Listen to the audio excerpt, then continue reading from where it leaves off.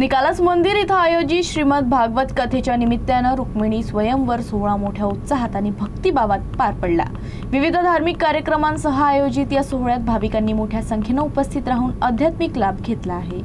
निकालस मंदिर येथे सुरू असलेल्या श्रीमद भागवत कथेच्या निमित्तानं भगवान श्रीकृष्ण आणि रुक्मिणी यांच्या विवाह प्रसंगाचं आकर्षक सादरीकरण करण्यात आलं। रुक्मिणी स्वयंवर सोहळ्याचा आनंद घेण्यासाठी परिसरातील तसेच दूरवरून आलेल्या भाविकांनी मोठी गर्दी केली होती। या धार्मिक सोहळ्यादरम्यान समर्थ आळकुजी महाराज जन्मस्थान येथून पवित्र पादुकाही मंदिरात आणण्यात आल्या। भाविकांनी पादुकांचे दर्शन घेत आशीर्वाद प्राप्त केला। पादुकांच्या आगमनानं संपूर्ण परिसर भक्तिमय वातावरणानं भारावून गेला। भागवत कथेच्या माध्यमातून स्त्री संरक्षण, संस्कृती संवर्धन आणि आध्यात्मिक मूल्यांचं जतन करण्याचा संदेश देण्यात आला।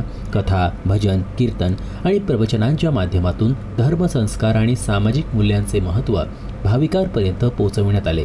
रुक्मिणी स्वयंवर सोहळा आणि पवित्र पादुकांचे दर्शन हे या धार्मिक कार्यक्रमाचं प्रमुख आकर्षण ठरलं। मोठ्या संख्येनं उपस्थित राहून भाविकांनी या सोहळ्याचा लाभ घेतला। आमच्या इथे निकालस मंदिरमध्ये कासार महिला मंडळ यांनी श्री भागवत कथेचं आयोजन केलेलं आहे।